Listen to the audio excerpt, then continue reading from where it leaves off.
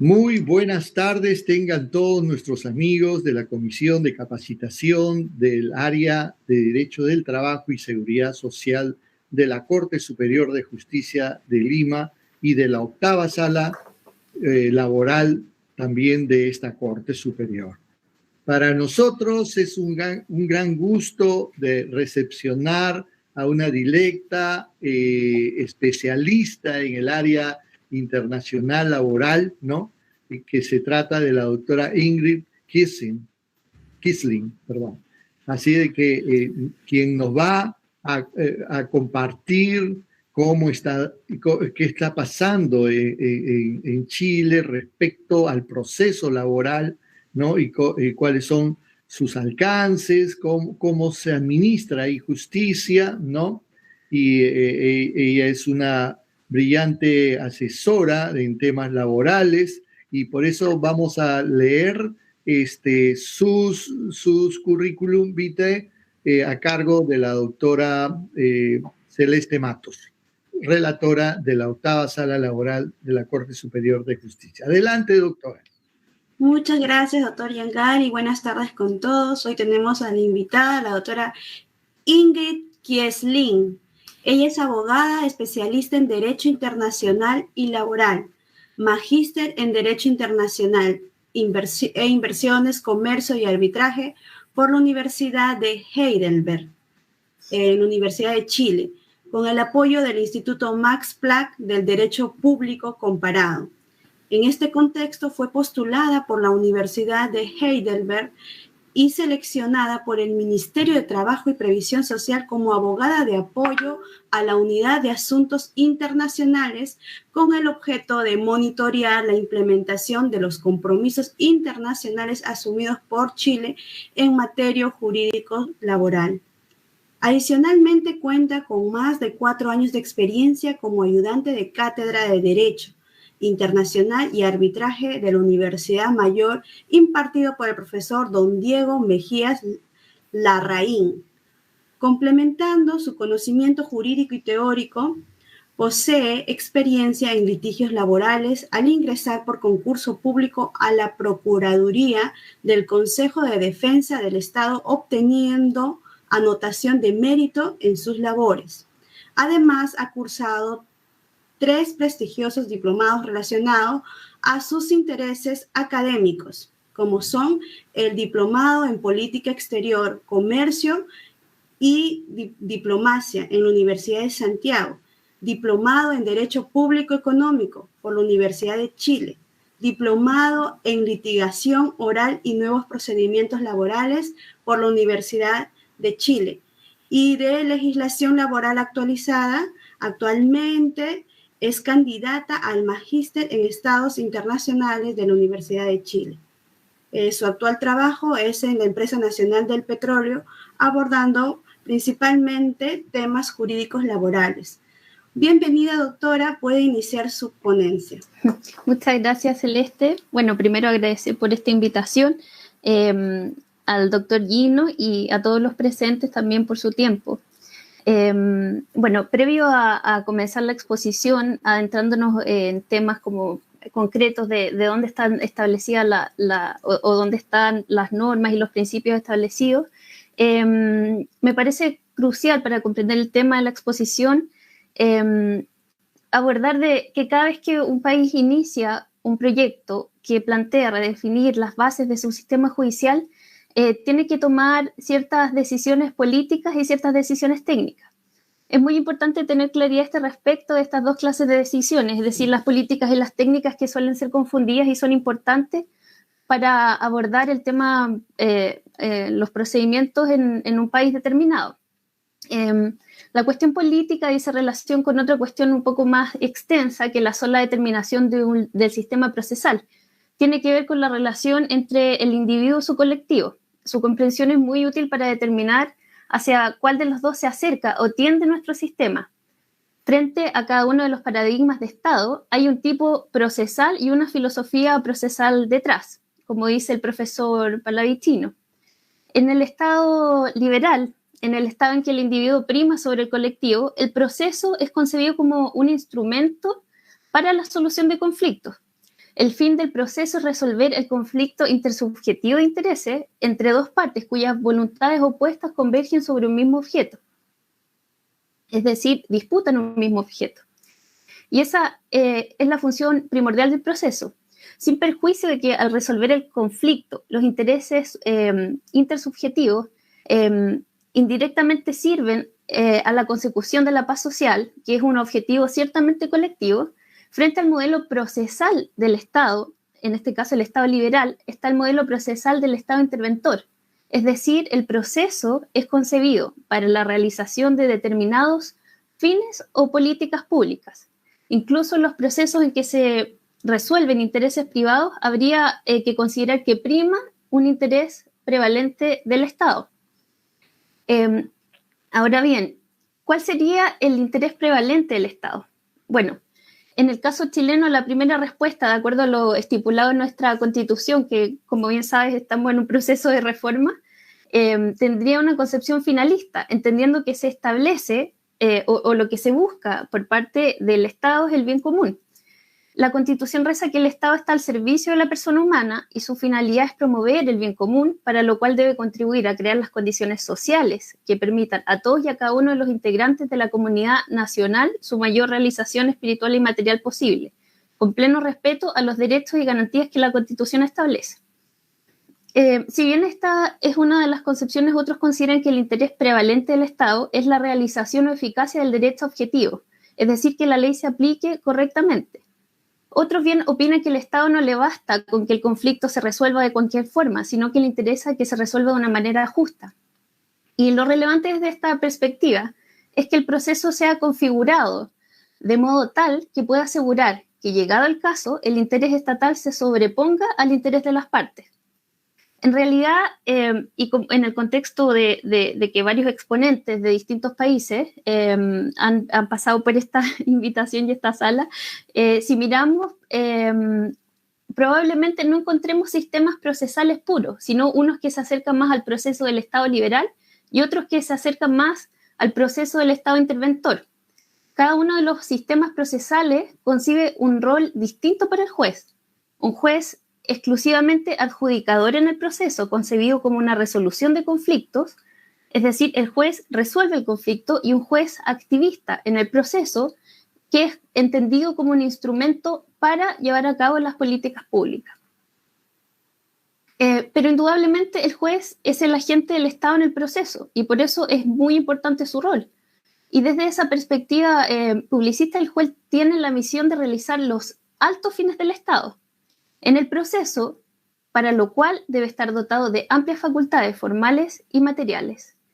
En cambio, en este contraste, en el proceso del Estado liberal, el juez tiene un rol neutro. El juez aparece al final del proceso porque su función, como mencionamos, es adjudicar, resolver la controversia y dictar la sentencia. En Chile, los pilares de la reforma procesal laboral se apoyan en estos dos. En Chile, lo que sucedió es que, o lo que determinó el cambio completo del sistema de justicia chilena, fue una intensa percepción de disconformidad con lo anterior, es decir, con una escrituración y un rol pasivo del juez. Del sistema de justicia chilena hubo una percepción, como les comentaba, de disconformidad con lo anterior, y la queja principal contra el sistema anterior, que fue reformado, fue la lentitud en la tramitación de los juicios. Frente a esta culpa de falta de justicia, que recayó en el sistema anterior, se cambiaron y se fundaron en estos dos pilares, como les comentaba, se consideraron nuevos principios. De ahí que no sea baladí por un reclamo de justicia oportuna, entonces, la reforma procesal laboral que se estructuró en nuestro país sobre los principios opuestos al sistema hasta entonces existente. Como les comentaba, frente al proceso escriturado, se puso y primó un proceso oral, y frente al rol pasivo del juez, un activo, un juez conductor del proceso. Previo a guardar los principios, es necesario hacer presente que los principios que conforman la realidad jurídico-laboral del país y también que inspiran las políticas emergen igualmente de las normas internacionales del trabajo. Estas normas son instrumentos jurídicos preparados por los mandantes de la Organización Internacional del Trabajo, cuya característica es ser tripartita, es decir, gobiernos, empleadores y trabajadores, que establecen principios y derechos básicos en el trabajo. Las normas internacionales se dividen en convenios o protocolos, que son tratados internacionales jurídicamente vinculantes, que pueden ser ratificados por los Estados miembros, o bien recomendaciones que actúan como directrices no vinculantes. Pero lo importante de esto es que en muchos casos un convenio establece los principios básicos que deben aplicar los países que ratifican, mientras que la recomendación correspondiente complementa el convenio proporcionando las directrices más detalladas sobre su aplicación. Las recomendaciones pueden ser autónomas, es decir, no pueden estar relacionadas con algún convenio, pero si un país decide ratificar un convenio, en general este entra en vigor para el país, lo que puede ser un año después desde la fecha de ratificación. Pero si los países ratifican un convenio, y lo importante en esto que hay que destacar es que están obligados a aplicarlos. ¿Y dónde lo aplican? Lo aplican en la legislación y en la práctica nacionales. Y deben, frente al deber que tienen ante la organización internacional, enviar a la oficina las memorias sobre su aplicación a intervalos regulares. La oficina también proporciona asistencia técnica y pueden iniciarse procedimientos de reclamación y queja en contra del Estado que no hayan observado las disposiciones del convenio que hayan ratificado. Esto en Chile se puede apreciar en la reforma que se hizo por los temas relacionados a la queja. Se presentaron varias quejas respecto a la reforma que se inició por los temas sindicales, puesto que, considerando que son 8 los convenios fundamentales que tiene la Organización del Trabajo, los cuales están ratificados por Chile, es decir, los 8 que son los fundamentales, se abarcan temas considerados como principios y derechos fundamentales en el trabajo. Y uno de ellos, como les mencionaba, es la libertad de asociación y la libertad sindical, y el reconocimiento efectivo del derecho de negociación colectiva. Es decir, si se considera por parte de la Organización de Trabajadores que la norma o la reforma se hizo en contra del principio del derecho de negociación colectiva, como sucedió en el caso chileno, se pueden hacer estas reclamaciones ante la organización internacional por este supuesto incumplimiento del Estado. Otros convenios fundamentales son la eliminación de todas las formas de trabajo forzoso u obligatorio, la abolición efectiva también del trabajo infantil, que fue la última bandera de lucha en Chile, y la eliminación de la discriminación en materias de empleo y ocupación. Estos principios también están incluidos en la Declaración de la Organización Internacional del Trabajo relativos a los principios y derechos fundamentales en el trabajo. Y bueno, aterrizando este análisis, previo a hablar del proceso laboral, abordaremos el concepto de proceso. El proceso, citando a Adolfo Alvarado Veloso, es el método de debate dialéctico y pacífico entre dos personas, quienes actuando en un pie de perfecta igualdad ante un tercero que ostenta la calidad de autoridad, es decir, el juez, considera la resolución del conflicto. Pues bien, los principios del proceso, entendiéndolos, son principios jurídicos naturales. El profesor Roca identifica los principios del proceso con las garantías del proceso y, en definitiva, con las garantías del debido y justo proceso. Pero se debe hacer la distinción para abordar de mejor forma el proceso laboral chileno entre los principios del proceso de los principios del procedimiento. Y como bien se mencionaba en el análisis previo, los principios del procedimiento son opciones político-legislativas. Son modos de configurar el procedimiento. El legislador debe elegir si establece un procedimiento que permite ser oral o escrito, como fue aquel que se reformó en el país, regido por la inmediación o la mediación, concentrado o desconcentrado, que solo puede iniciarse por las partes de oficio o por el tribunal, si permite la doble instancia o no. Es decir, todos estos modos de configurar el procedimiento son decisiones u opciones político-legislativas. El artículo 425 del Código del Trabajo establece los principios, que los procedimientos del trabajo serán orales, públicos y concentrados. Primarán en ello los principios de inmediación, de impulso procesal de juicio, celeridad, buena fe, bilateralidad de la audiencia y gratuidad. Dentro de los principios contemplados en este artículo se debe hacer mención al de oralidad, puesto que posibilita la vigencia de los otros principios. Y para acercarlos a la realidad del proceso laboral chileno, existen dos audiencias orales, la preparatoria de juicio y la de juicio, o bien la audiencia única que caracteriza el procedimiento monitorio. Este proceso rige los incidentes. Por esto, el artículo 443 del Código de Trabajo indica que los incidentes de cualquier naturaleza deberán promoverse preferentemente en la audiencia respectiva y resolverse de inmediato. Excepcionalmente, el tribunal puede dejar la resolución para la sentencia definitiva. El tribunal dicta resoluciones, autos y sentencias de forma verbal. Así, por ejemplo, para reclamar existe el recurso de reposición, el cual se interpone en una audiencia y debe formularse verbalmente y resolverse en el acto. Las excepciones son a este principio son la fase de discusión y los recursos que se presentan en el proceso fuera de la audiencia. Otro principio que es importante mencionar sobre el cual se funda el proceso laboral es aquel de la inmediación, que se traduce en la necesaria presencia del juez en las actuaciones procesales, especialmente en las alegaciones y en las pruebas. El material probatorio en base a los cuales forma su convencimiento se adquiere a través de la percepción directa del tribunal, de la información que ve y percibe a través de sus propios sentidos. El artículo 427, inciso primero del Código del Trabajo, señala que las audiencias se desarrollarán en su totalidad ante el juez de la causa, el que presidirá y no podrá delegar su ministerio. El incumplimiento de este deber debe ser sancionado con la nulidad insaneable de las actuaciones y de la audiencia, la que deberá declarar el juez de oficio o a petición de parte. En este último caso, el tribunal no podrá excusarse de decretar la nulidad. Es decir, si el juez que presidió la audiencia de juicio no pudiere dictar la sentencia, aquella deberá celebrarse nuevamente según lo que establece el artículo 460 del Código de Trabajo. Ahora bien, otro principio importante es el de concentración. El principio de concentración busca simplificar al máximo las actuaciones procesales.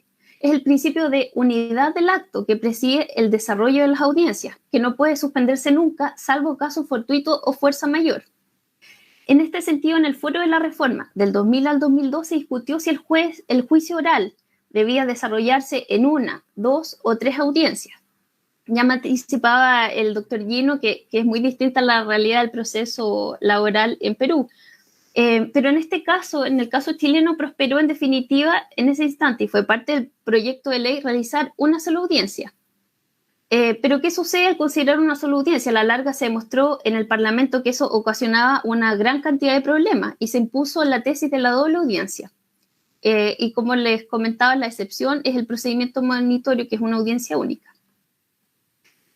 Bien, el principio de celeridad, que también es importante, se traduce en que los conflictos laborales deben encontrar una solución de la forma más rápida posible, procurando concentrar en un solo acto aquellas diligencias en que esto sea posible. Este principio se conecta con la buena fe y las facultades del juez para evitar las actuaciones dilatorias, entendiéndose por tales aquellas que con el solo objeto de demorar la prosecución de un juicio sean intentadas por algunas de las partes, pudiendo el juez rechazarlas de plano. Otra norma en la cual podemos encontrar que se traduce en este principio en el Código del Trabajo es la declaración de incompetencia, señalamiento del tribunal competente y remisión de los antecedentes del artículo 447. Acumulación de acciones y acumulación de autos para evitar una repetición innecesaria de las actuaciones procesales.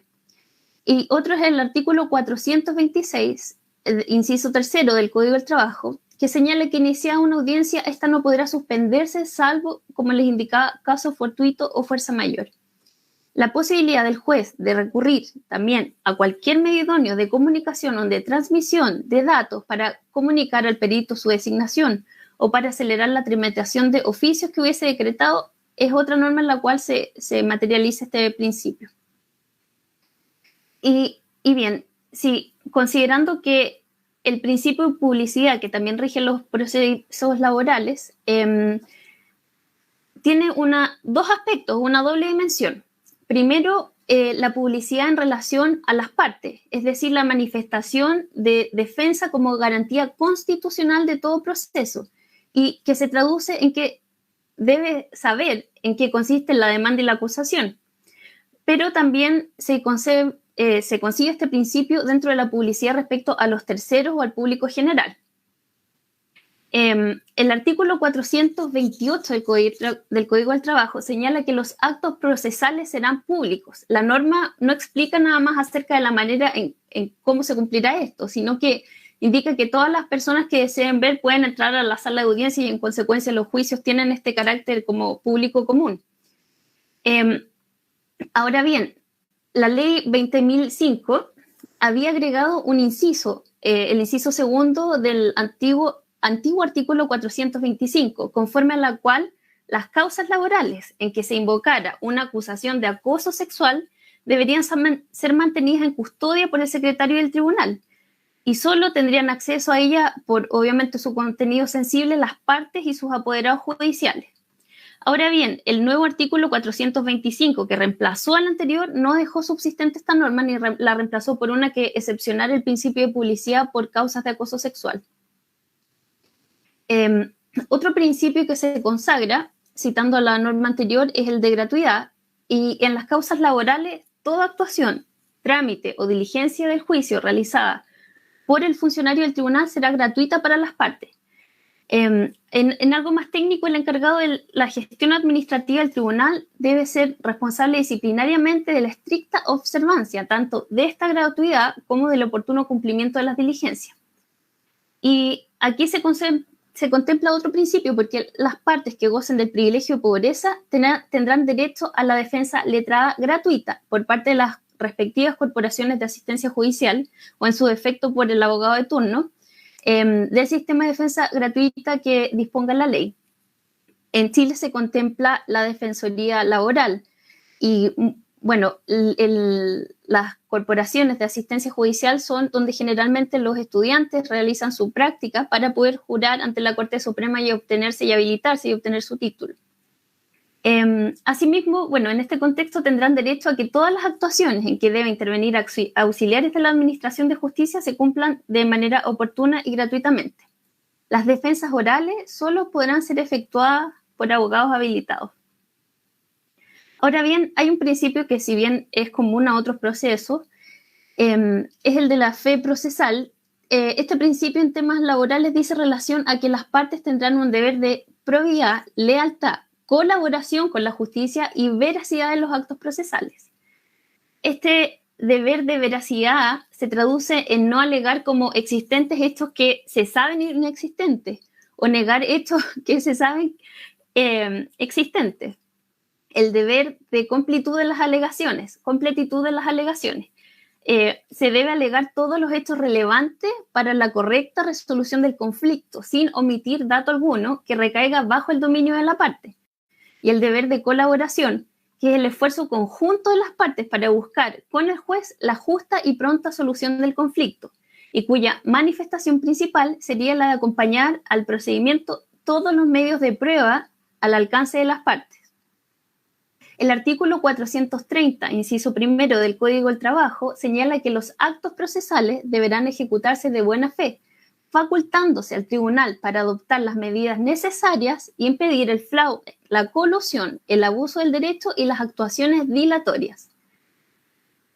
Los obstáculos formales y los defectos procedimentales no deben ser motivos que por regla general impidan el examen de fondo del asunto, en orden a que la nulidad procesal solo podrá decretarse si el vicio hubiere ocasionado un perjuicio al litigante que reclama o si no fuere susceptible de ser subsanado por otro medio. Y un punto importante a abordar acá es la prohibición de la prueba ilícita. Esta se encuentra establecida en el artículo 453, número 4, inciso 3, que dispone el efecto que carecerán de valor probatorio y, en consecuencia, no podrán ser apreciadas por el tribunal las pruebas que las partes aporten y que se hubiesen obtenido de forma directa o indirectamente por medios ilícitos a través de actos que impliquen una violación de los derechos fundamentales. La obligación del juez de poner en conocimiento, por ejemplo, al testigo en forma expresa y previa a su declaración, las sanciones contempladas en el artículo 209 del Código Procesal, por ejemplo, por incurrir en falso testimonio, también es una norma que materializa este principio. Y Otra como cristalización de este principio se puede apreciar en la prohibición de formular a los testigos preguntas en forma asertiva o que contengan elementos del juicio que determinan la respuesta o que sean impertinentes. El artículo 453, número 1, inciso primero, prescribe: en la audiencia preparatoria se aplicarán las siguientes reglas. 1. Cuando el demandado no contestare la demanda o de hacerlo, negare en ella alguno de los hechos contenidos en su demanda, el juez en la sentencia definitiva podrá estimarlo como tácitamente admitidos. La posibilidad de dar por probados unos hechos ante conductas obstaculizadoras de la prueba realizadas por alguna de las partes, por ejemplo, negativa a confesar o negativa a exhibir documentos, también implican una sanción. Y esto también se concibe como un deber positivo de actuación. Los derechos de las partes juegan un papel subordinado al interés prioritario estatal. Las repetidas alusiones a que el proceso es el medio para que las partes y sus abogados colaboren con el juez en la obtención de lo más justo, con el descubrimiento de la verdad o la justicia material, a la luz de lo expuesto, solo se comprende entonces en un contexto ideológico que parte de dar por sobreentendido que los ciudadanos, la gente, tiene derecho a pelear por lo que creen que es suyo y hacerlo con todas las armas que proporciona el ordenamiento jurídico. Bueno, dicho lo anterior, se puede apreciar que, atendida a la simetría de las fuerzas que se presentan ante un tribunal o entre los litigantes, prevalece un proceso en el cual, a través de los principios que lo inspiran, se busca lo justo, entendiendo, como señalábamos, este pie de desigualdad en el cual, por ejemplo, se presenta un trabajador frente a su empleador y expone su conflicto ante el tribunal. Bueno, dicho lo anterior y abordado los principios, y dado el tiempo del cual disponemos, vamos a hablar del procedimiento de aplicación general. El procedimiento de aplicación general es supletorio de los procedimientos especiales, es decir, el de tutela de derechos fundamentales, por ejemplo, y el monitorio. Este procedimiento de aplicación general es predominantemente oral, cuya protocolarización o registro puede realizarse por cualquier medio apto para producir fe de garantía de fidelidad, conservación y reproducción. Muchos de nosotros nos hemos visto expuestos frente a la contingencia de la pandemia a no acudir a tribunales por el riesgo que esto implica. Y los medios tecnológicos se han utilizado en este sentido, en respeto también de producir esta fe ante las partes que interactúan en el proceso. Bueno, dicho esto, las actuaciones orales y resoluciones incluidas en la sentencia, todo se ha realizado bajo este protocolo. Y respecto del procedimiento general no ha sido la excepción. Y las citaciones, por ejemplo, de las audiencias que afectan las resoluciones o la comparecencia de las personas se ha hecho a través de este medio. Pero volviendo al tema del procedimiento de aplicación general, podemos hablar de una división común de este procedimiento. Está en la fase de discusión, de conciliación, de prueba y sentencia. Y la división del procedimiento laboral tiene la característica de ser por escritos fundamentales, audiencia preparatoria, audiencia de juicio y sentencia. Bueno, en el proceso, en la etapa de la discusión, se debe hacer una exposición clara y circunstanciada de los hechos. En materias de seguridad social, cuando se demande a una institución de previsión o de seguridad social, se deben acompañar la resolución final de la institución o su fiscalizador. En el proceso de discusión también tenemos la contestación, que debe ser escrita en el procedimiento de aplicación general 5 días antes de la audiencia. Debe contar con una exposición clara y circunstanciada de los hechos. Debe pronunciarse específicamente sobre hechos, aceptando o negando en forma expresa y concreta. Porque, como se mencionaba anteriormente, si no niega, el juez podrá estimarlo tácitamente admitidos. Y debe contener todas las excepciones dilatorias y perentorias y los hechos en que se fundan y la enunciación de las peticiones. Es importante señalar que si de los antecedentes aportados, por ejemplo, se desprende claramente la caducidad de la acción, esta debe ser declarada. Y generalmente se cita a la audiencia preparatoria 35 días siguientes, mediando entre la notificación y citación y la notificación de al menos 15 días, considerando que también la reforma trataba de que el procedimiento laboral fuera un poco más expedito. En la audiencia preparatoria, como les indicaba, en el proceso de aplicación general está la audiencia preparatoria, en la cual el juez hace un llamado a conciliación a las partes. Si la conciliación no se produce, el juez va a fijar fecha de audiencia de juicio. Y en esta audiencia preparatoria, bueno, el juez hace un breve resumen al inicio de la audiencia sobre las pretensiones de las partes. Si correspondiere, hace precisiones fácticas y jurídicas respecto al resumen del juez. Y en relación al pronunciamiento del tribunal, con las excepciones de incompetencia, caducidad, prescripción, puede el juez declararlas en el proceso o bien dejarlo para la sentencia definitiva. Y bueno, otra cosa importante a señalar, que generalmente en atención a que los jueces tratan en este proceso de acercar las posiciones de las partes, se establece en el artículo 453, número 2, el llamado a conciliación. Y este llamado se hace proponiendo bases y opiniones que no inhabilitan.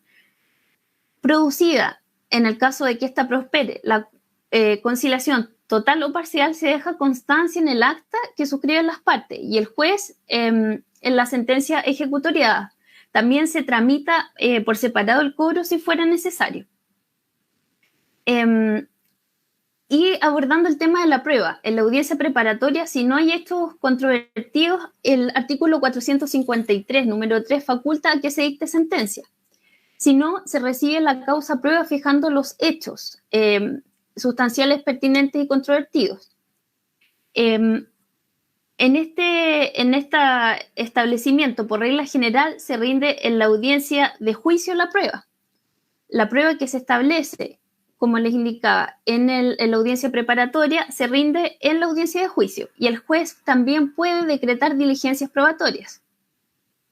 ¿Y cuál es el orden? Bueno, primero demandante, después demandado, después la excepción de juicios, por ejemplo, de despido, si se invierte el orden y solo se puede acreditar hechos de la comunicación del despido. Esto es solo para el caso de los juicios de despido. Respecto de la prueba de las partes para el control, el juez resuelve sobre la prueba ofrecida. Y la prueba ofrecida debe tener relación directa con el asunto, es decir, debe ser pertinente y debe ser necesaria para la resolución del asunto. No puede valorarse la obtenida, como les indicaba, por los principios, por medios ilícitos y con violación a derechos fundamentales. Generalmente, cuando el juez considera que una prueba en el proceso laboral no es pertinente a los hechos a probar, el abogado de la contraparte tiende a excluir la prueba, para lo cual el juez da traslado a esto y puede considerar el tribunal, pronunciándose de manera oral, como les comentaba, si esta prueba se excluye o no del proceso. Generalmente en la audiencia preparatoria se fija la fecha de audiencia de juicio si no prosperó la conciliación. Y el tribunal fija la audiencia de juicio generalmente con un plazo no mayor de 30 días y las partes se entienden citadas por el solo Ministerio de la Ley. Bueno, la rendición de la prueba. La prueba se rinde por el orden primero documental, confesional, testimonial y otras, y el juez obviamente puede alterar el orden. Y en esto es súper importante destacar la apreciación de los medios de prueba por la sana crítica.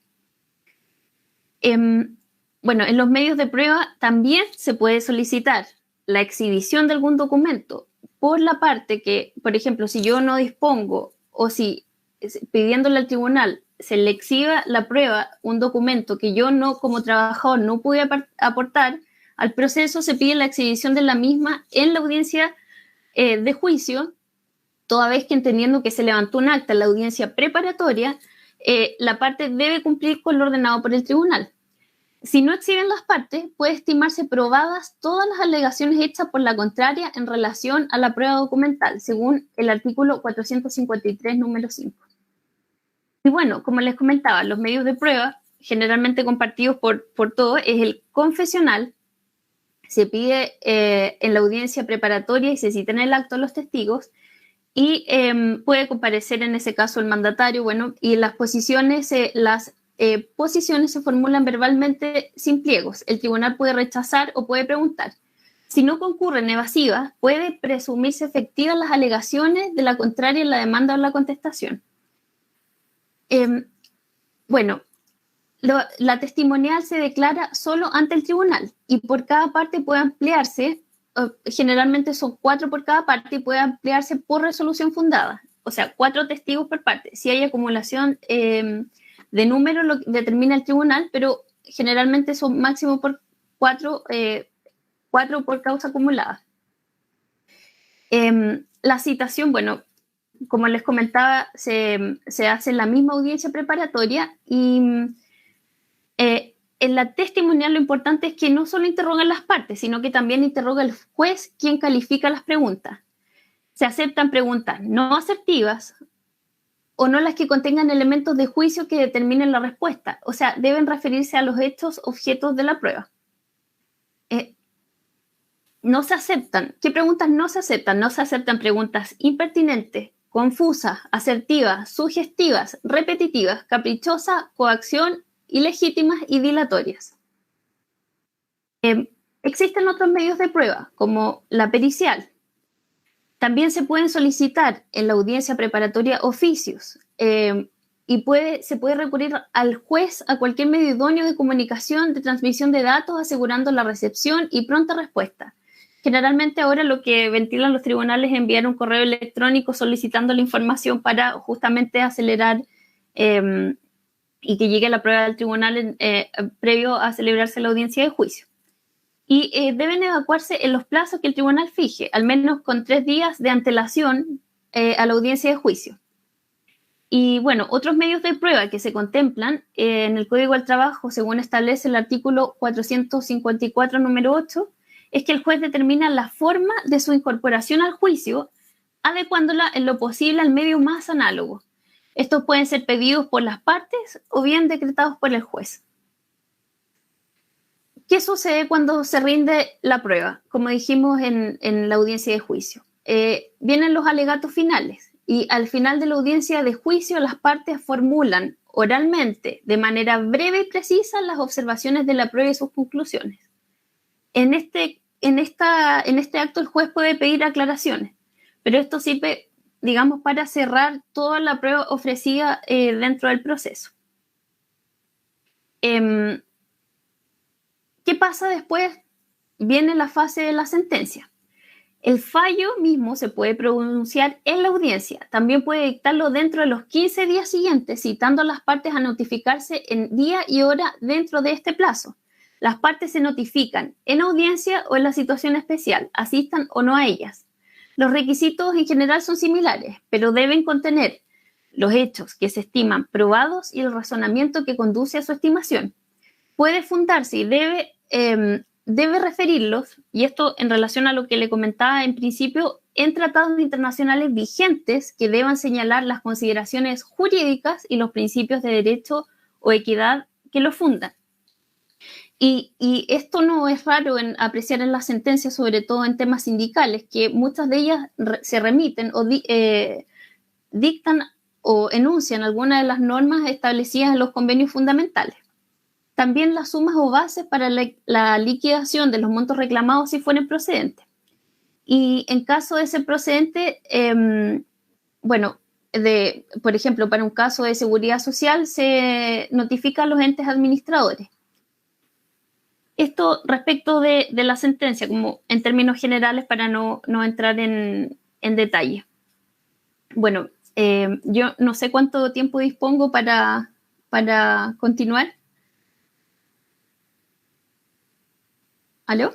Sí, tenemos todavía tiempo, no hay ningún problema. Ah, súper. Entonces, una media hora más o menos, no hay problema. pero el tiempo lo dispone el expositor, no hay problema. Gracias. Bueno, y si les parece bien abordar otro punto importante, es el rol de la prueba en el proceso. Entendiendo que vimos el procedimiento de aplicación en general, la finalidad, creo que es bueno abordar un poco el rol de la prueba, entendiendo que la finalidad de la prueba es determinar la verdad de las afirmaciones que se ventilan en la causa. Y la prueba permite, en sentido estricto, la corroboración de la hipótesis sobre los hechos que permiten justificar su aceptación como verdadera. Existen, bueno, en general en los procesos distintos momentos probatorios que pueden involucrar distintos valores cognitivos y no cognitivos. Por ejemplo, en la etapa de la audiencia preparatoria hay una proposición de la prueba, hay una admisión de la prueba. Después, en la otra fase del proceso, que es la audiencia de juicio, hay una rendición de la prueba y una valoración de la prueba y finalmente la decisión sobre los hechos, es decir, el estándar de prueba y la carga de prueba. Esto también se relaciona con los principios y nos remitimos nuevamente al principio de oficialidad. El tribunal, una vez reclamada su intervención en forma legal, puede actuar de oficio. Y en este sentido, los poderes probatorios del juez se traducen en que el tribunal puede decretar en la audiencia preparatoria las pruebas que estimen necesarias aun cuando no las hayan ofrecido las partes. Y esta norma, o sea, la del artículo 429 y 453 del Código del Trabajo, también representan un cambio respecto al rol del tribunal o al rol del juez en el proceso antiguo. Aquí tenemos un proceso en el cual el rol tiene un rol muchísimo más activo y puede decretar las pruebas que estime necesarias. Y también puede decretar algunas diligencias que estime pertinentes. Y bueno, como les comentaba, todas estas pruebas deben llevarse a cabo en la audiencia de juicio. Pero lo importante es que el juez tiene amplias facultades también para preguntar. O sea, además el tribunal puede efectuar todas las preguntas que estime pertinentes y necesarias, tanto a los absolventes como a los testigos, sin limitarse a efectuar preguntas aclaratorias. Esto tiene como valores fundamentales la promoción del establecimiento de la verdad para compensar, como les comentaba, el desbalance estructural que rige en la práctica. La oportunidad de las partes. Bueno, la regla general, como les comentaba, es la audiencia preparatoria. Excepcionalmente, debe presentarse junto a la demanda. Se puede acompañar, por ejemplo, la prueba documental. Recordemos que en el proceso de tutela laboral, que contempla también nuestro sistema, en el cual se reclama la vulneración de los derechos fundamentales, se debe probar, o más que probar, se debe mostrar al tribunal que existen indicios suficientes de la vulneración de los derechos fundamentales que se reclaman. En este sentido, se puede aportar la prueba documental que cuenta de las actuaciones, por ejemplo, administrativas, que se refieren a los hechos contenidos en la demanda. Usualmente se acompañan las denuncias ante la Inspección del Trabajo. Y también en otras materias se exhibe la resolución final de la entidad de previsión o de seguridad social o la entidad fiscalizadora pronunciándose sobre la materia de la demanda. Estos documentos constituyen un requisito de admisibilidad también de la demanda, debiéndose rechazar de plano lo contrario. Es decir, los principios detrás de esta regulación son la concentración, como habíamos abordado en un principio, la celeridad, la economía procesal. Y esto también tiene una dimensión tridimensional de la justicia. O sea, tenemos respecto de la prueba, la libertad de la prueba, porque las partes pueden hacer valer todas las pruebas reguladas en la ley y ofrecer cualquier otro elemento de convicción que a juicio del tribunal fuera pertinente. Y también existe, como les comentaba, la incorporación de la prueba según medios análogos que establece el artículo 454, número 8. Es decir, cuando se rinda prueba que no esté expresamente regulada en la ley, el tribunal determinará la forma de su incorporación al juicio, adecuándola en lo posible al medio de prueba más análogo. Aquí nuevamente nos encontramos frente a un rol mucho más activo del juez en el proceso laboral. Y esta regulación se fundamenta en la promoción de la verdad al permitir con mayor cantidad de elementos revelantes la corroboración de las hipótesis, es decir, el criterio que está teniendo el juez respecto del asunto sometido a su decisión, y también el respeto del derecho a la prueba y a la defensa, al permitir a las partes acudir no solo a los medios contemplados en la ley, sino a cualquier otro elemento relevante para la corroboración de su teoría del caso y la refutación de la teoría del caso, en este sentido, de la parte contraria. Me gustaría citar el rol de la Corte de Santiago, rol 1009 del 2013. El caso es de Cristian Sandoval Alvear con SQM Industrial. En esta sentencia, los mecanismos de control de asistencia, por ejemplo, en este caso en particular, del artículo 33 del Código del Trabajo, no excluyen pruebas, ya que el derecho al debido proceso, esta sentencia consideraba esto, prevalece sobre cualquier norma de derecho sustantivo, garantizando el derecho a defenderse por todos los medios que la ley permita. Esta sentencia que recogió el artículo 33 del Código del Trabajo está... y en sí el artículo está dirigido al control, por ejemplo, de la jornada y no abandono del trabajo al que se puede acreditar con testigos. O sea, tenemos esta facultad, y la presunta inconsistencia, por ejemplo, de un testigo no se identifica de manera alguna con ninguna de las especies de los casos de prueba ilícita. Es decir, la admisión de la prueba que se recogió en este caso en particular sí responde a los medios análogos o a la forma en la cual el juez puede incorporar esta prueba no expresamente contemplada. Pero para entender un poco más cómo se aprecia esta prueba, tenemos que hablar también de la pertinencia establecida en los artículos 429 y 453, porque el juez resuelve fundadamente en el acto sobre la pertinencia de la prueba ofrecida por las partes durante la audiencia preparatoria. Por ejemplo, si yo considero en algunos de los juicios que me ha tocado llevar que están presentando alguna prueba que no es pertinente, se pide de manera verbal, porque entendemos que está el medio del principio de oralidad, la exclusión de la misma, y solo se admite la prueba que tiene relación directa con el asunto sometido al conocimiento del tribunal. Y el tribunal rechaza inmediatamente la resolución fundada en las pruebas que considere inconducente. También hablamos de la pertinencia, de la necesidad, o sea, solo se admite la prueba que sea necesaria para la resolución del asunto sometido al conocimiento del tribunal. Y como bien les comentaba, el artículo 453, número 4, se refiere a la prueba ilícita. ¿Y cómo aprecia la prueba ilícita? En este sentido, el juez es claro y dice que la norma que carecerán de valor probatorio y en consecuencia no pueden ser apreciadas por el tribunal las pruebas que las partes aporten y que se hubieran obtenido de manera directa o indirectamente por medios ilícitos o a través de actos, como les comentaba, que impliquen una violación de los derechos fundamentales. ¿Qué hago yo, por ejemplo, si me excluyen una prueba como litigante? Bueno, para eso están los recursos que pone a disposición el sistema, y en este caso procede el recurso de reposición en la misma audiencia preparatoria.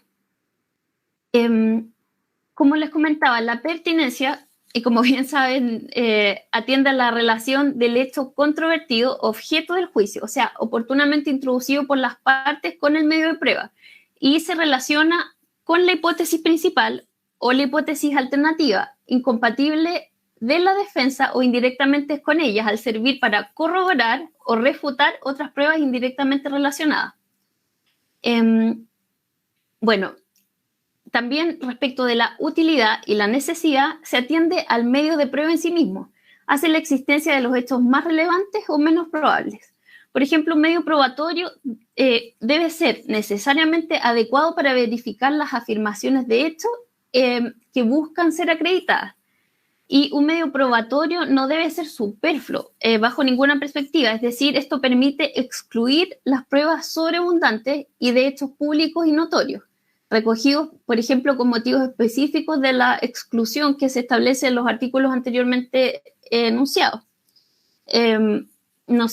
por ejemplo, en el caso de la pandemia, es decir, es un hecho público y notorio que existe las contingencias que han afectado fuertemente los temas laborales. Y a raíz de eso se han tomado ciertas directrices políticas, por ejemplo, como la suspensión de los contratos. Este hecho público y notorio no es un hecho superfluo y por tanto tampoco se puede rendir pruebas sobre un hecho público y tampoco puede ser desestimado por el tribunal ante un juicio en específico que existe una pandemia y eso ha afectado, por ejemplo, los derechos del trabajador en su relación laboral. Pero ¿cómo se determina la pertinencia de la prueba? Y eso se puede abordar sobre 4 parámetros. Primero, la teoría del caso. La teoría del caso que cada parte tenga relación con la eventual sentencia definitiva. Bueno, la pertinencia de la prueba también es respecto de los puntos de prueba y en relación al contenido del medio probatorio, con los escritos de las partes y el derecho a defensa. El medio probatorio en sí constituye una razón para establecer un hecho aseverado como verdadero, dando concreción a la facultad de que se debe tener las partes para influir decisivamente en la formación del juicio final sobre los hechos. Y en el potencial o en el concreto resultado del fallo, de acuerdo a derecho, por razones del impacto que el medio probatorio tendrá o tiene sobre el enjuiciamiento definitivo de aplicación de las normas, con la limitación que constituyen hechos invocados en los escritos. Esto también tiene relación con el principio de congruencia. Por ejemplo, el hecho, efectividad de existir una relación laboral, se refiere tanto a los aspectos positivos como negativos del hecho. Si yo expongo esto ante el tribunal, es decir, tanto los elementos que sirven para acreditarlo como para desacreditarlo, de acuerdo a mi derecho a defensa, es legítima la actividad probatoria de validar la teoría del caso de cada uno, con independencia de la carga de la prueba. Bueno, dicho lo anterior y abordado, no sé, los medios de prueba, podemos extendernos un poco respecto de las reglas de exclusión o provisión de la valoración. Con todo, por ejemplo, carecerán de valor probatorio y en consecuencia no podrán ser apreciados por el tribunal las pruebas que las partes aporten y que se hubieran obtenido, como les comentaba, de manera directa o indirectamente por medios ilícitos. Pero generalmente el tribunal y sobre todo en temas laborales tienden, como les comentaba, a recibir, o los jueces en este caso, considerando esta relación de desigualdad o la desprotección entre la cual se encuentra el trabajador, a incorporar la prueba a través de medios análogos. Eso respecto de los medios probatorios. Ahora bien, hablando del procedimiento general y abordando más o menos cómo es apreciada la prueba en el proceso laboral, no sé de cuánto tiempo dispongo, me gustaría abordar otro tema respecto a la tutela de los derechos fundamentales, que si bien no es el procedimiento de aplicación como general, sino es un procedimiento especial, creo que merece importancia abordarlo por justamente que resguarda los derechos y las garantías de las cuales goza el trabajador. Y por eso en la nueva justicia laboral chilena, como les explicaba, existe este procedimiento denominado tutela laboral, y su objeto es proteger los derechos fundamentales de los trabajadores que pueden ser lesionados cuando el empleador los limita sin justificación suficiente, ya sea de forma arbitraria, desproporcionada o afectando su contenido esencial.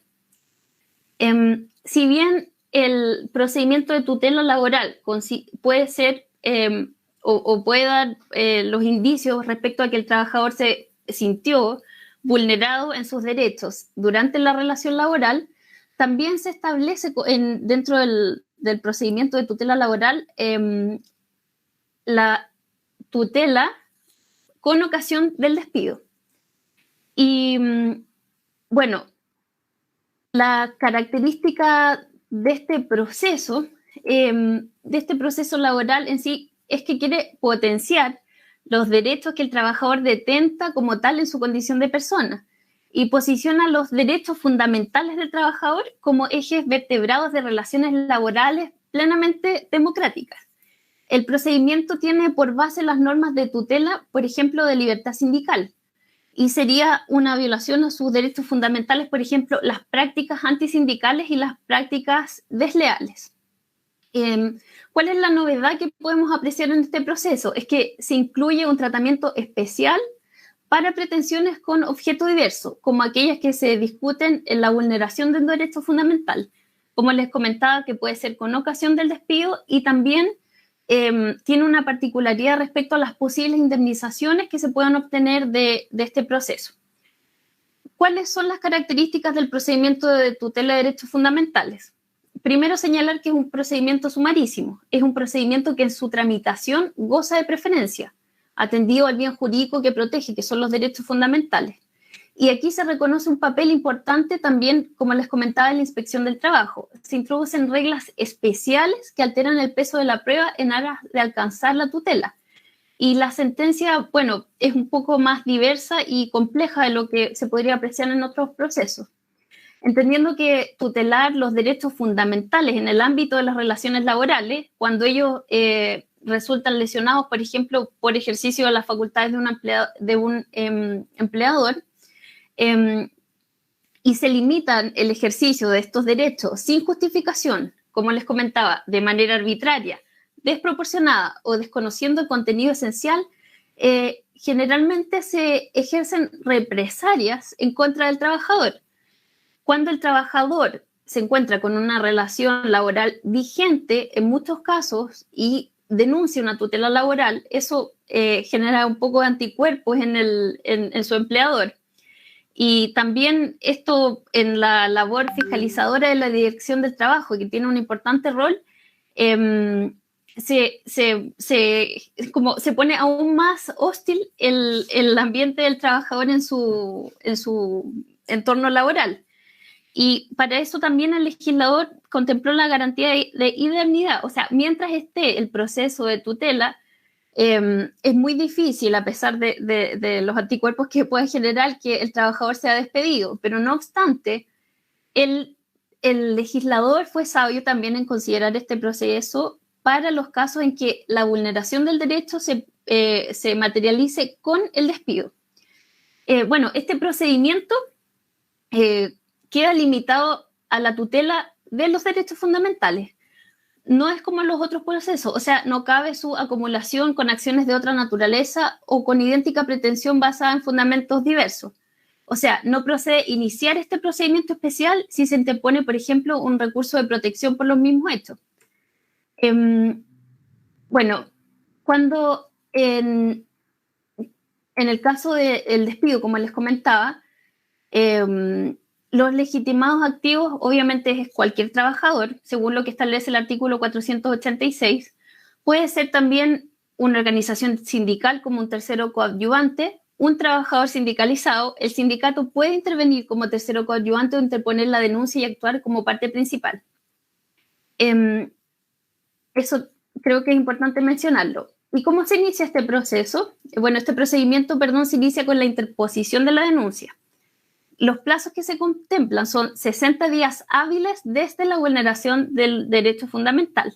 Debe constar por escrito y debe cumplir con los requisitos generales contenidos en el artículo 446, que vimos y abordamos en el procedimiento de aplicación general.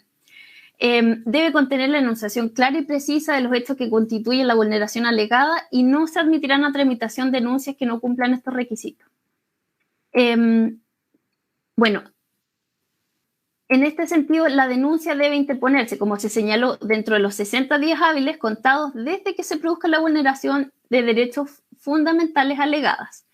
Si de los mismos hechos, ¿qué pasa? Emanan dos o más acciones de naturaleza laboral y una de ellas fuera la tutela, dichas acciones deberán ser ejercidas conjuntamente en un mismo juicio, salvo si se tratare de acciones, por ejemplo, por despido injustificado o improcedente, en la que deben interponerse subsidiariamente. Y el no ejercicio, el no ejercicio de alguna de estas acciones en la forma señalada importará su renuncia. Como se indicaba, la tramitación de este proceso goza de preferencia respecto de todas las otras demás causas que se tramiten ante el mismo tribunal. y con igual preferencia se resolverán los recursos que se interpongan. Bueno, el juez, de oficio o a petición de parte, dispondrá en la primera resolución que dicte la suspensión de los efectos del acto impugnado cuando aparezcan de los antecedentes acompañados al proceso que se trata de lesiones de especial gravedad o cuando la vulneración denunciada pueda causar efectos irreversibles. Bueno, esto también se realiza bajo apercibimiento de multa, la que puede repetirse hasta obtener el debido cumplimiento de la medida decretada. Esto también, como les comentaba, es un cambio y un rol mucho más activo del juez, porque cuando de los antecedentes aportados por la parte denunciante resultan indicios suficientes de que se ha producido la vulneración de los derechos fundamentales, habla de indicios suficientes, corresponde al denunciado explicar los fundamentos de las medidas adoptadas y de su proporcionalidad. Generalmente con el mérito del informe de fiscalización cuando corresponde, que es una presunción simplemente legal de lo expuesto por las partes y de las demás pruebas acompañadas del proceso, el juez dicta la sentencia en la misma audiencia o dentro del 10º día. La audiencia es el trámite esencial del procedimiento oral y concentrado, como habíamos observado, y admitida la denuncia a tramitación, el juez cita a las partes a una audiencia preliminar para que hagan valer sus pretensiones y acompañen los antecedentes necesarios para resolver, que era esta etapa que marcamos en el procedimiento de aplicación general. Y como se puede observar, no hay reglas especiales en este procedimiento, por lo que corresponde aplicar las disposiciones generales que les comentaba, es decir, tenemos la audiencia preparatoria y tenemos la audiencia de juicio destinada a la rendición de la prueba. ¿Qué es lo importante en la dictación de la sentencia cuando se observan estos procedimientos especiales por vulneración de derechos? Bueno, la declaración de la existencia o no de la lesión del derecho fundamental denunciada y en caso afirmativo deberá ordenar de persistir el comportamiento antejurídico a la fecha de la dictación de la sentencia o del fallo, el cese inmediato, como les comentaba, bajo apercibimiento de aplicar una multa. La indicación concreta también contiene la sentencia de las medidas a que se encuentre obligado el infractor a cumplir dirigidas a obtener la reparación de las consecuencias derivadas de la vulneración del derecho fundamental, también bajo apercibimiento de aplicar una multa.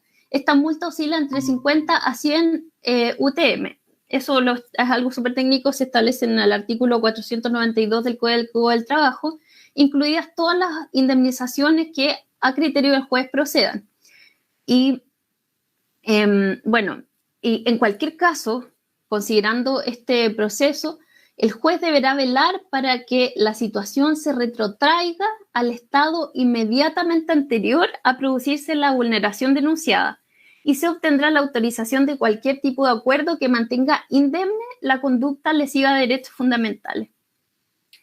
Creo que es importante mencionar cuál es el rol de la Dirección del Trabajo, porque la Dirección del Trabajo deberá llevar un registro de las sentencias condenatorias por prácticas, por ejemplo, antisindicales o desleales, debiendo publicar semestralmente la nómina de las empresas y organizaciones sindicales infractoras.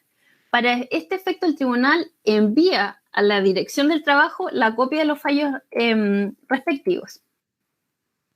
Pero, ¿qué pasa si de las reglas probatorias, o sea, si de los antecedentes aportados, como les comentaba, resultan indicios suficientes de que se ha producido la vulneración de los derechos fundamentales?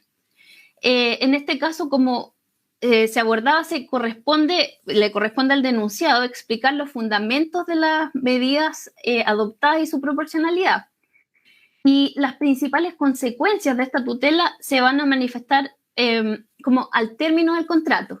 Si la vulneración de los derechos fundamentales, como les comentaba, se hubiera producido con ocasión del despido, el juez ordenará las indemnizaciones propias de un despido injustificado, es decir, indemnización por años de servicio, más recargo, indemnización sustitutiva del aviso previo.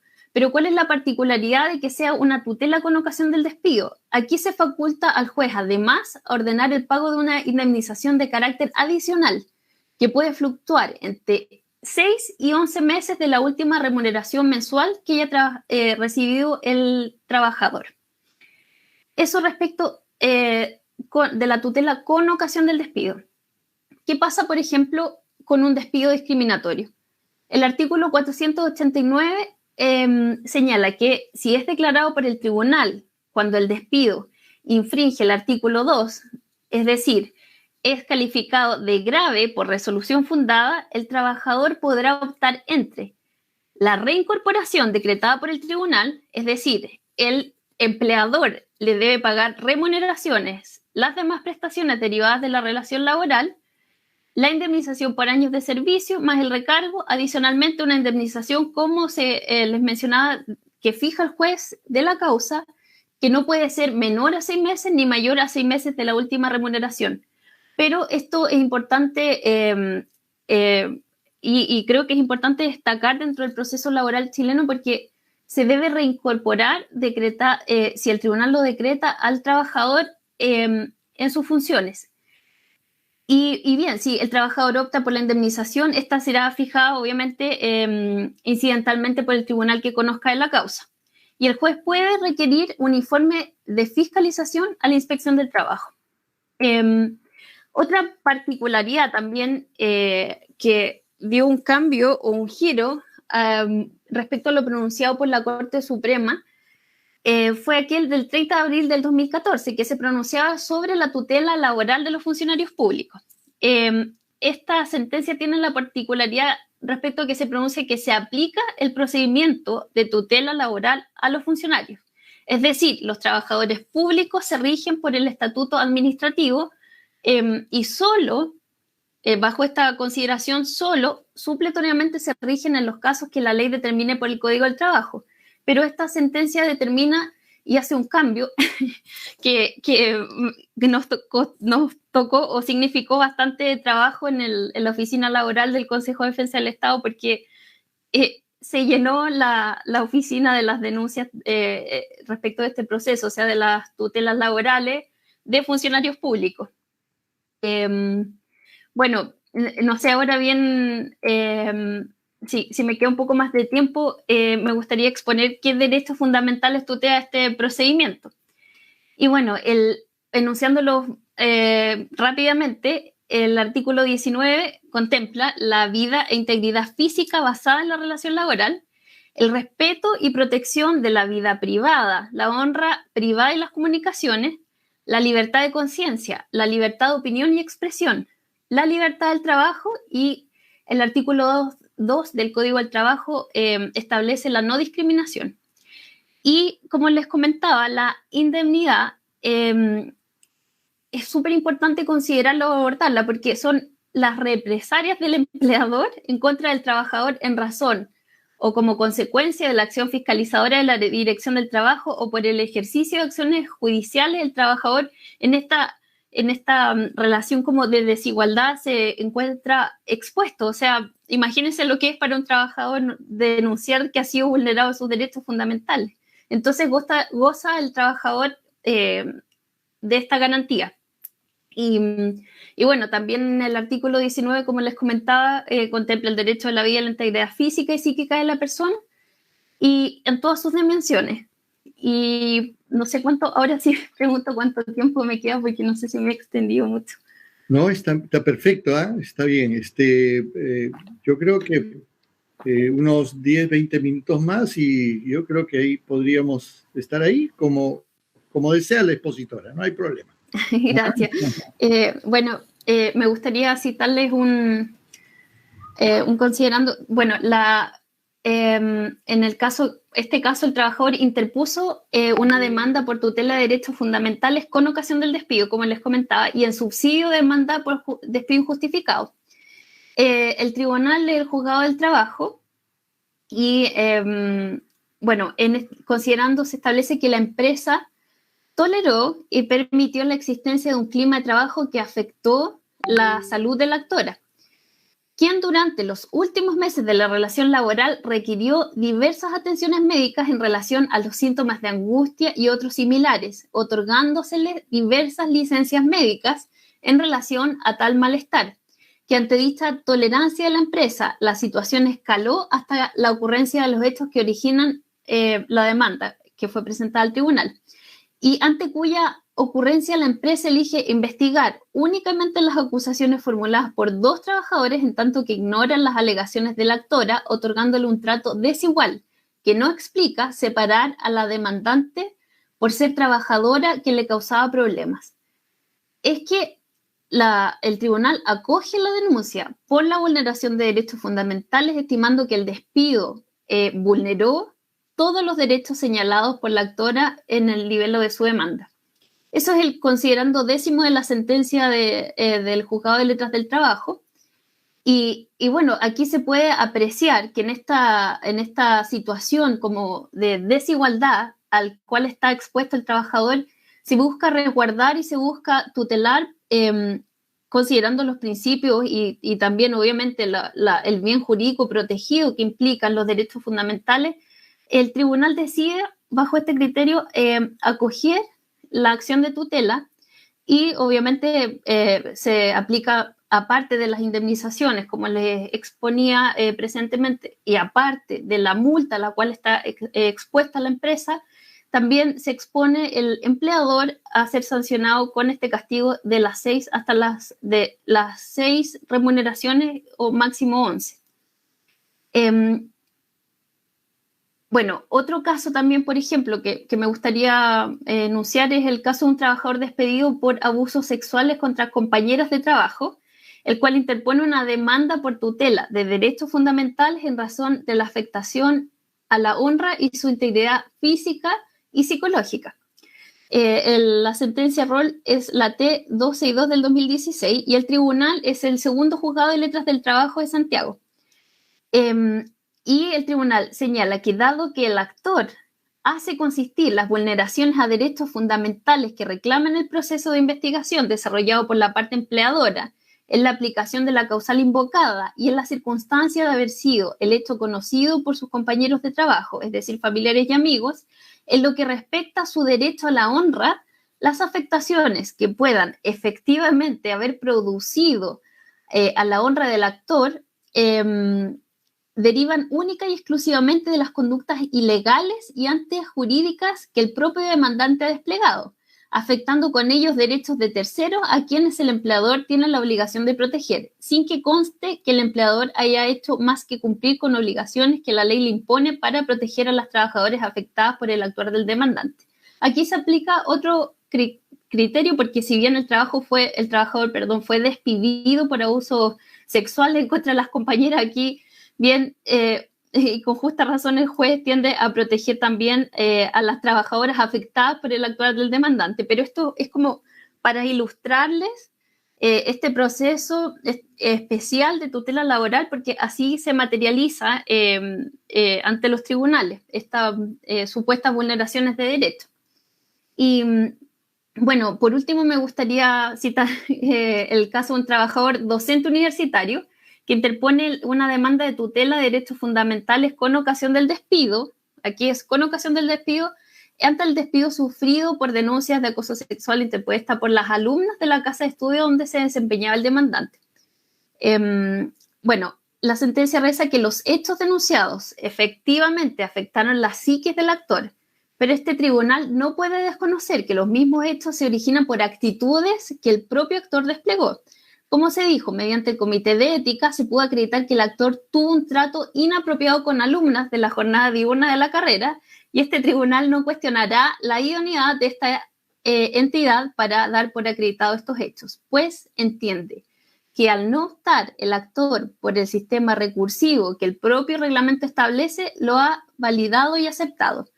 De esta forma, la afectación del actor y lo mal que lo ha pasado tras estas denuncias son consecuencias de actos efectuados por el mismo actor de su más entera responsabilidad, en que el empleador ninguna acción tuvo, pues los dichos y los comentarios inapropiados emanaron de la misma persona que es el actor. Este es el considerando 9º de la sentencia de juzgado de letras del trabajo. Yo no sé si les queda un poco más a través de estas sentencias cómo se materializa esto, pero en general traté de abordar los principios que rigen el proceso laboral, los que inspiraron la reforma, cómo se materializan dentro del proceso de aplicación, del procedimiento de aplicación general, y este procedimiento especial de tutela laboral que me pareció interesante abordar, porque en atención a que estamos analizando este tema de manera internacional y el derecho comparado también, dada la importancia del bien jurídico protegido, también exponerle cómo es este proceso y cómo el tribunal en definitiva aprecia la prueba y cómo se resguardan y se tutelan estos derechos fundamentales en el ambiente laboral, o sea, en el contexto laboral. Y bueno, eso me gustaría exponerles ahora por de pronto del procedimiento laboral chileno, de, como les comentaba, las reformas del procedimiento y del rol activo del juez, y también hacer este contraste respecto a las directrices como que responden a razonamientos más de políticas públicas, por así decirlo, que expuse en el principio de la exposición.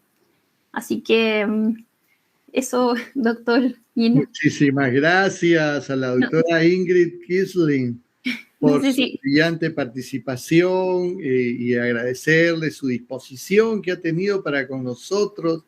Creo que quiere redondear con un tema, doctor. Sí. Perfecto. Perdón, creo que la he cortado. No, yo está bien. De hecho, se me fue el sol acá. No problema. Quedé a oscuras de que comencé la exposición. Eso perdón. Quería exponerle y espero haber sido lo bastante como ilustrativa y para poder representar cómo es el proceso laboral a grandes rasgos, obviamente sin entrar en el detalle que merece. Muchísimas gracias. Me han pasado por el interno de que hay algunas preguntas que quieren hacerle nuestros participantes en este acto académico, así que citamos a la doctora Celeste Matos para ver si ya tiene las preguntas ahí. Sí, doctor, sí tenemos las preguntas. Gracias. Iniciamos, ¿verdad? Sí, por favor. Doctora, ¿usted considera que la inserción de la prueba dinámica en el proceso laboral se relaciona con un modelo de juez activista o interventor? Bueno, sin duda el juez tiene amplias facultades, como yo les comentaba en la exposición, para, si no existen la prueba que se busca rendir, contemplada especialmente en la ley, o sea, expresamente establecido en la ley, ese medio probatorio, el juez trata de asimilar o de recibir este medio probatorio tratando de integrarlo a través del medio más idóneo que se establece dentro del proceso. O sea, si pudiéramos comparar el rol anterior del juez, anterior a la reforma, o sea, con el principio de oralidad, de inmediación y con todos los principios que yo le exponía, que contempla el actual procedimiento laboral, evidentemente el juez tiene un rol muchísimo más activo.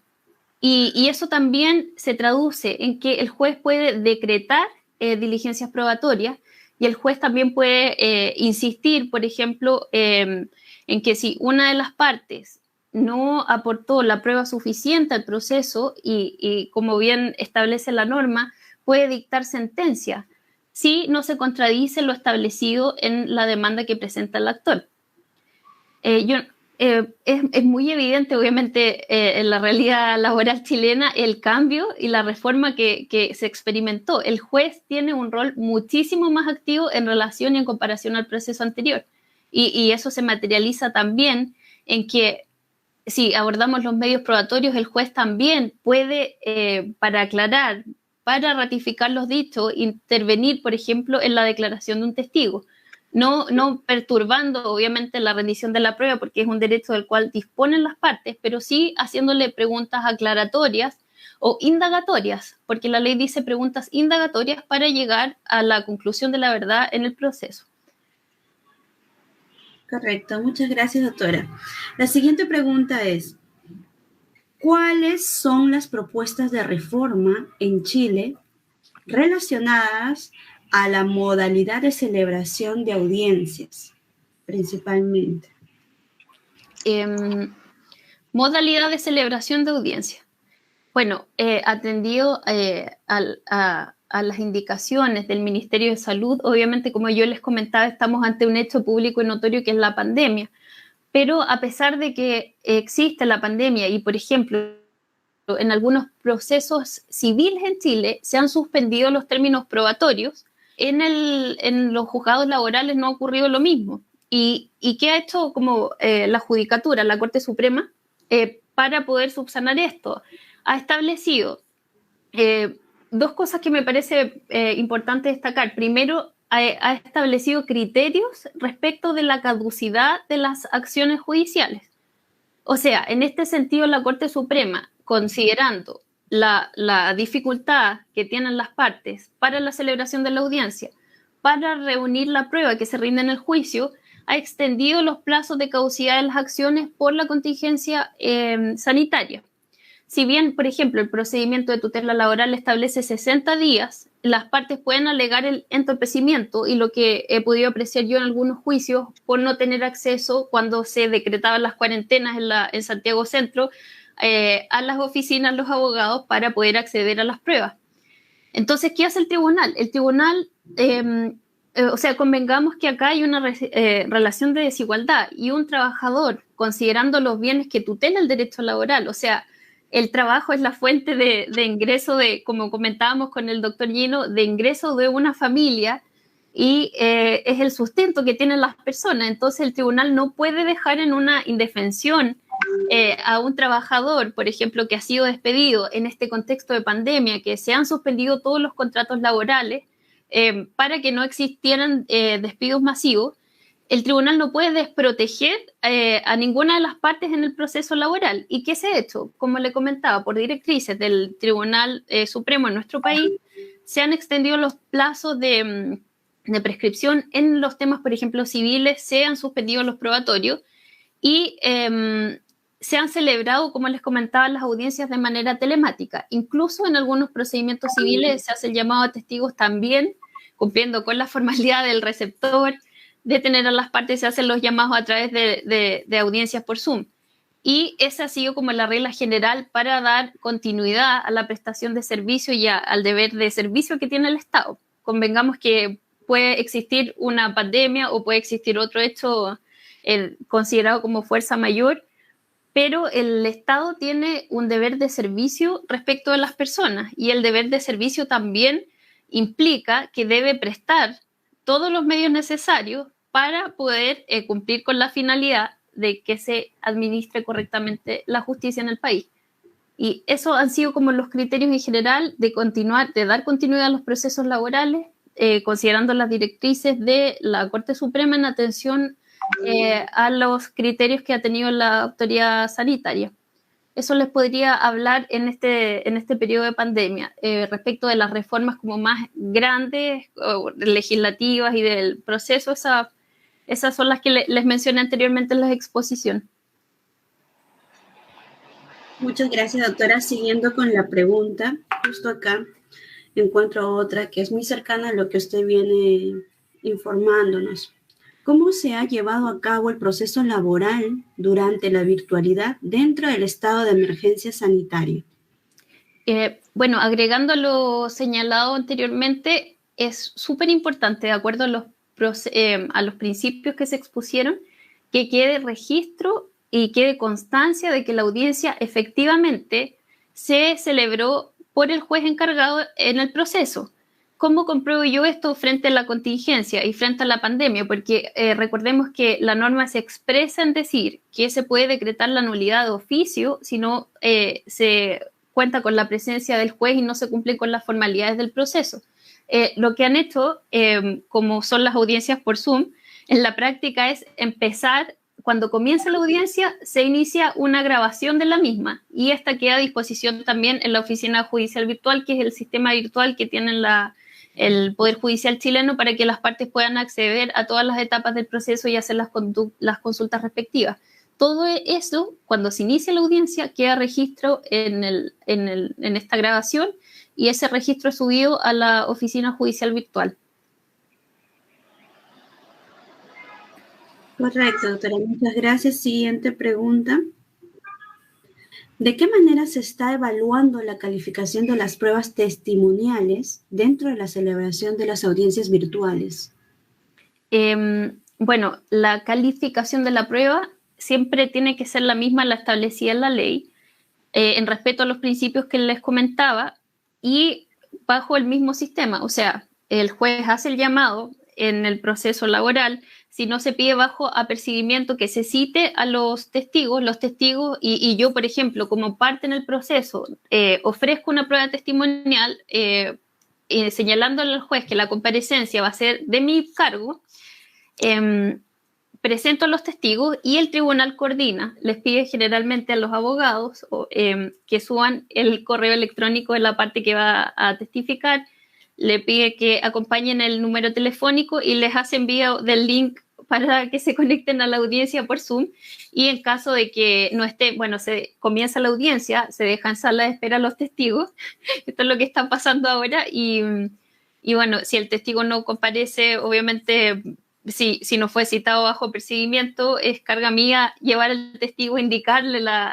el día de la audiencia, indicarle también, uno les avisa por WhatsApp casi que la audiencia se retrasó y estos deben comparecer como si la audiencia se rindiera la prueba de manera presencial, y también justamente con este requisito de que quede grabado, porque como bien sabe, uno de los recursos que existen en el sistema procesal chileno es el recurso de nulidad, y si yo no alego el vicio de nulidad en la oportunidad que lo debía haber alegado, no puedo preparar después el recurso.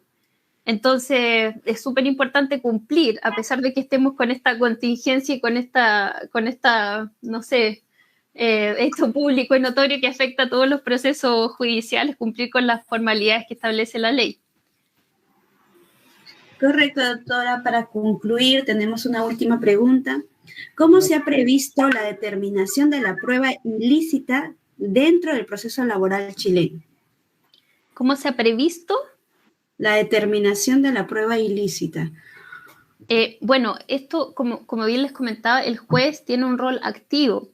Si yo como parte le presento una prueba que obtuve a través de medios ilícitos, no sé, me metí al celular de mi empleador, violé su derecho a la privacidad, le saqué los WhatsApp donde él hablaba mal de mí porque tenía un ambiente hostil en el trabajo y todos estaban como vulnerando mis derechos en este contexto, evidentemente que el juez, a través de la sana crítica, porque los jueces son seres humanos y todos podemos entender los hechos que son bastante evidentes, y aún más un juez que tiene tanta experiencia, que por justamente las máximas de la experiencia puede apreciar la prueba ilícita, es decir, esta prueba que se obtuvo por medios ilícitos o que vulneraron las garantías o los derechos de la otra persona, el juez lo aprecia, y generalmente esa prueba es excluida en la audiencia preparatoria, como les indicaba, porque en la audiencia preparatoria, en el procedimiento general y también en el procedimiento de tutela, se rinde o se ofrecen los medios de prueba que después se van a hacer valer en la audiencia de juicio.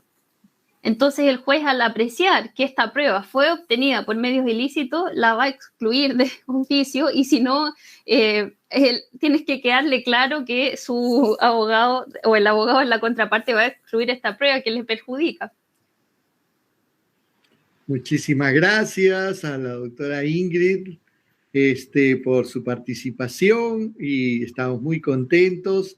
A nombre de la Presidencia de la Corte Superior de Justicia de Lima, de la Comisión de Capacitación, del área laboral y seguridad social y de la octava sala laboral, agradecemos esta predisposición y su brillante participación, y vamos a enviarle un diploma online como reflejo y agradecimiento de esta participación que ha sido importante para todos nosotros, que nos ha hecho recapacitar y también ver qué cosa es lo que está pasando en otros lugares, como en nuestra hermana República de Chile.